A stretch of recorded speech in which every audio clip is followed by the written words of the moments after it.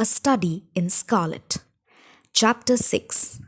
Tobias Gregson shows what he can do.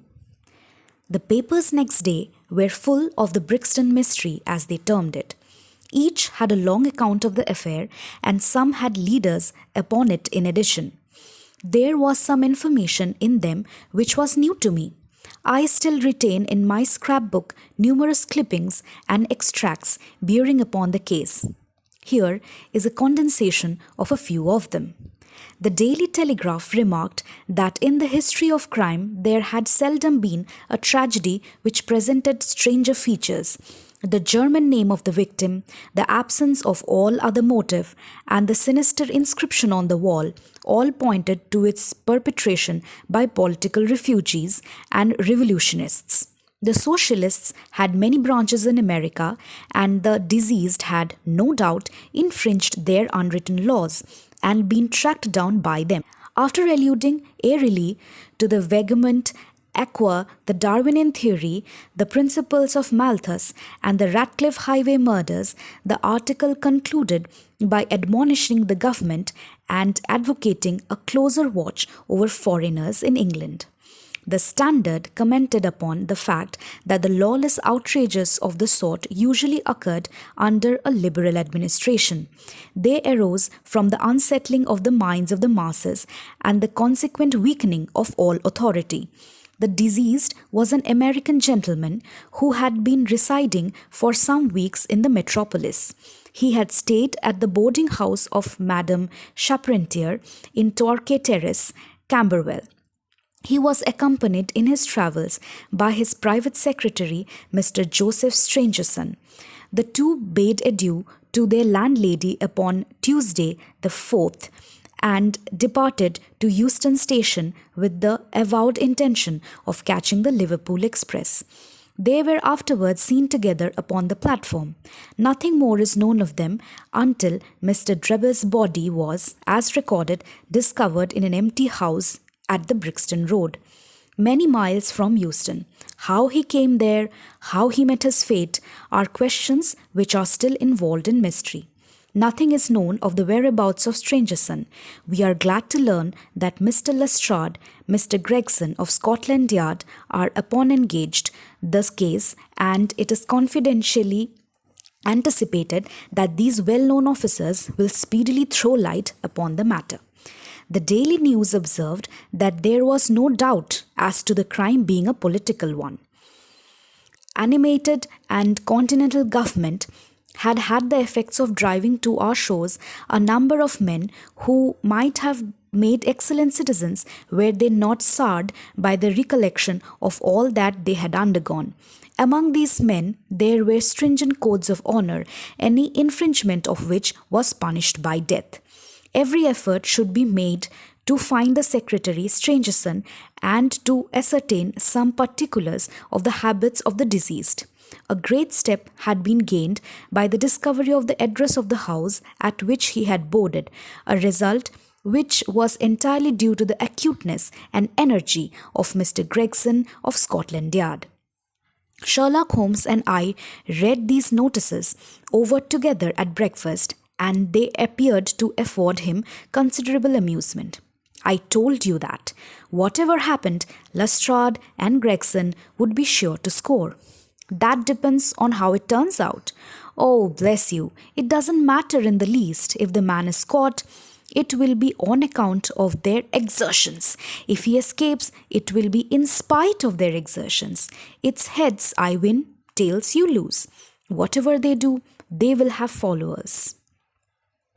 What on earth is this? I cried, for at this moment there came the patterings of many steps in the hall and on the stairs, accompanied by audibly expressions of disgust upon the part of our landlady. It is the Baker Street division of the detective police force, said my companion gravely, and as he spoke there rushed into the room half a dozen of the dirtiest and most ragged street Arabs that ever I clapped eyes upon.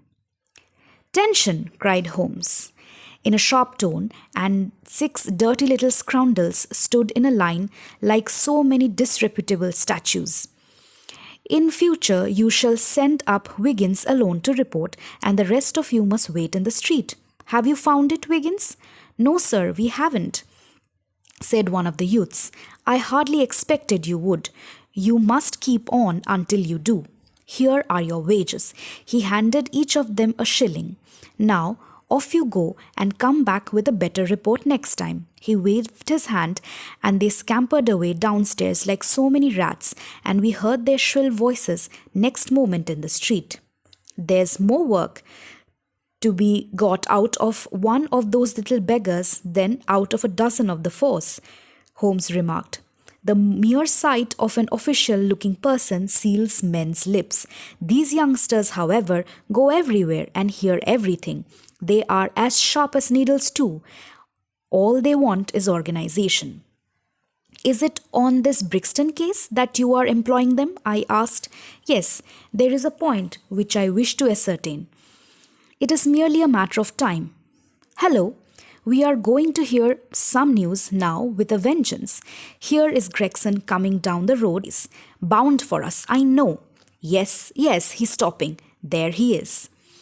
There was a violent peal at the bell, and in a few seconds the fair-haired detective came up the stairs 3 steps at a time and burst into our sitting room. My dear fellows, he cried, wringing Holmes' unresponsive hand. Congratulate me. I have made the whole thing as clear as day.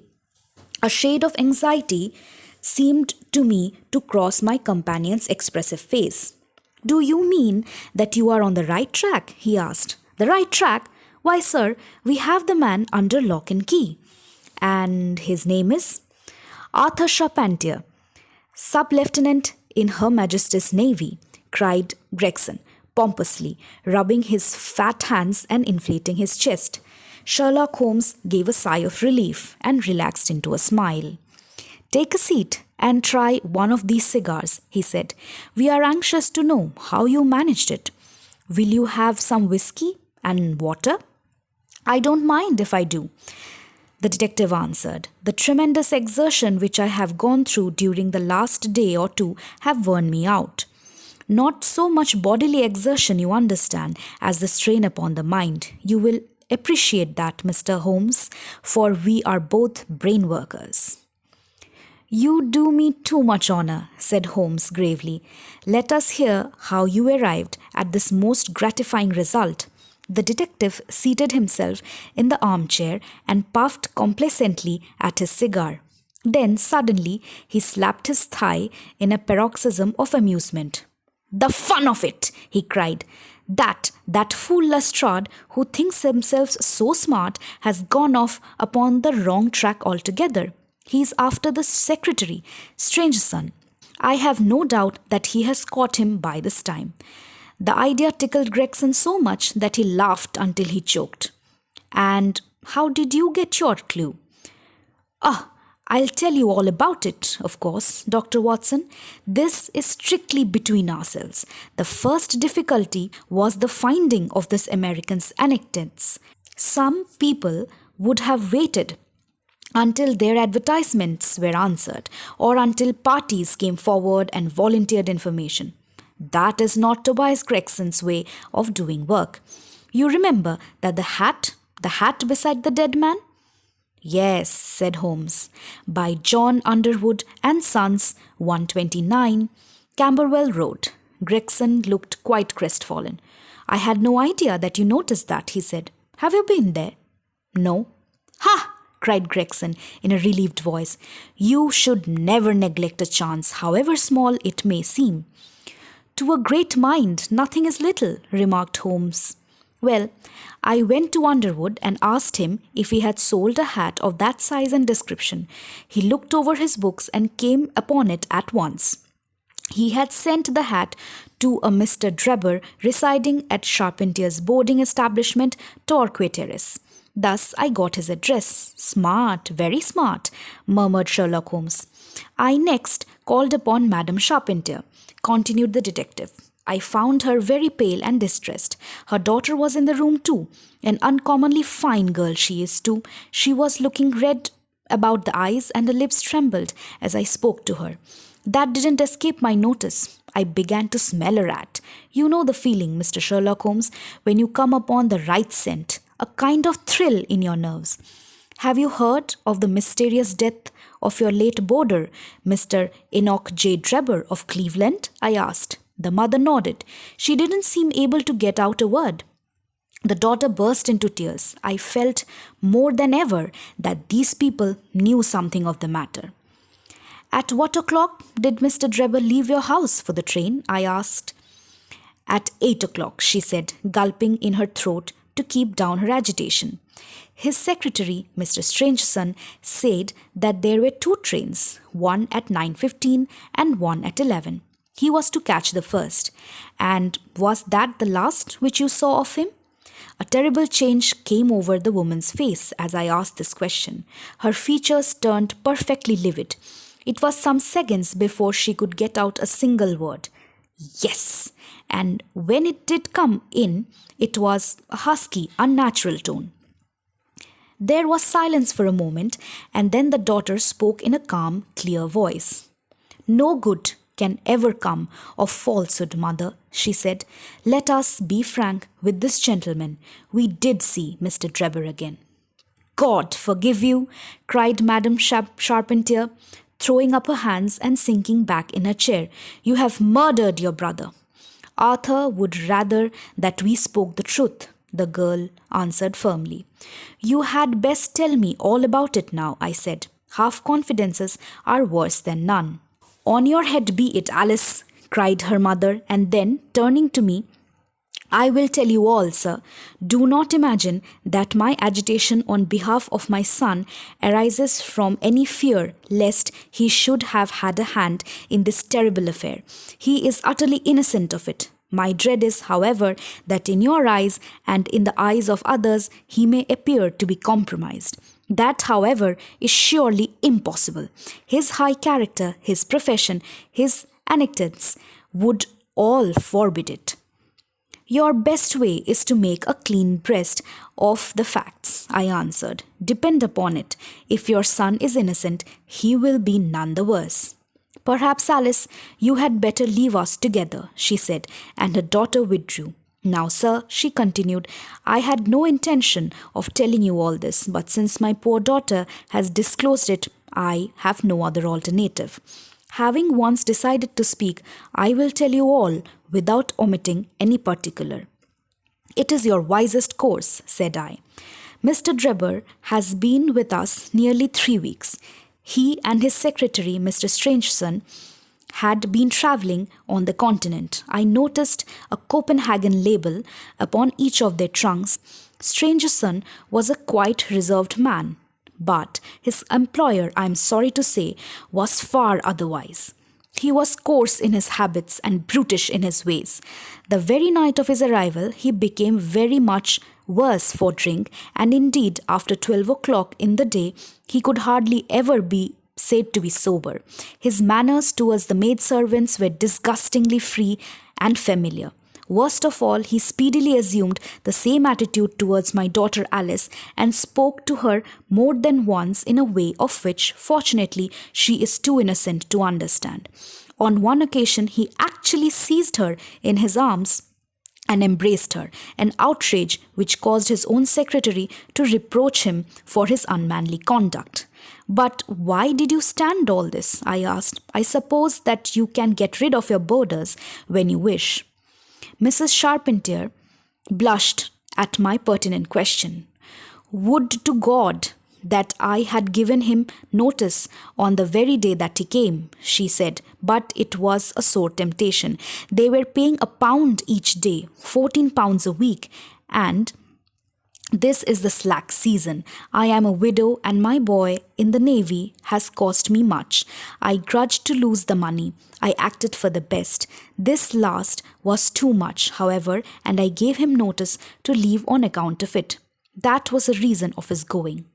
Well, my heart grew light when I saw him drive away. My son is on leave just now, but I did not tell him anything at all of all this, for his temper is violent, and he is passionately fond of his sister. When I closed the door behind them, a load seemed to be lifted off my mind. Alas, in less than an hour there was a ring at the bell, and I learned that Mr. Drebber had returned. He was much excited and evidently the worse for drink. He forced his way into the room where I was sitting with my daughter and made some incoherent remark about having missed his train. He then turned to Alice and before my very face proposed to her that she should fly with him.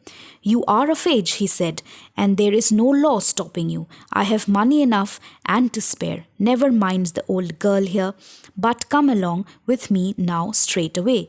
You shall live like a princess." Poor Alice was so frightened that she shrunk away from him, but he caught her by the wrist and endeavored to draw her towards the door. I screamed, and at that moment my son Arthur came into the room. What happened then I do not know. I heard oaths and then confused sounds of a scuffle. I was too terrified to raise my head. Then I did look up. I saw Arthur standing in the doorway laughing, with a stick in his hand. "I don't think that fine fellow will trouble us again," he said.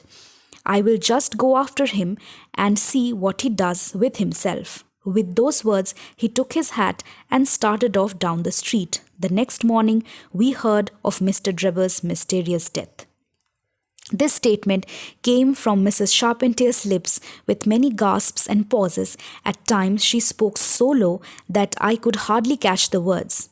I made shorthand notes of all that she said, however, so that there should be no possibility of a mistake. "It's quite exciting," said Sherlock Holmes with a yawn. "What happened next?" "Well," Mrs. Charpentier paused. The detective continued. "I saw that the whole case hung upon one point. Fixing her with my eye in a way which I always found effective with women, I asked her at what hour her son returned. "I do not know," she answered. "Not know?" "No. He has a latchkey and he let himself in." "After you went to bed?" "Yes." "When did you go to bed?" "About 11. "So your son was gone at least 2 hours?" "Yes." "Possibly 4 or 5? "Yes." "What was he doing during that time?" "I do not know," she answered, turning white to her very lips. "Of course, after that there was nothing more to be done. I found out where Lieutenant Charpentier was, took 2 officers with me and arrested him.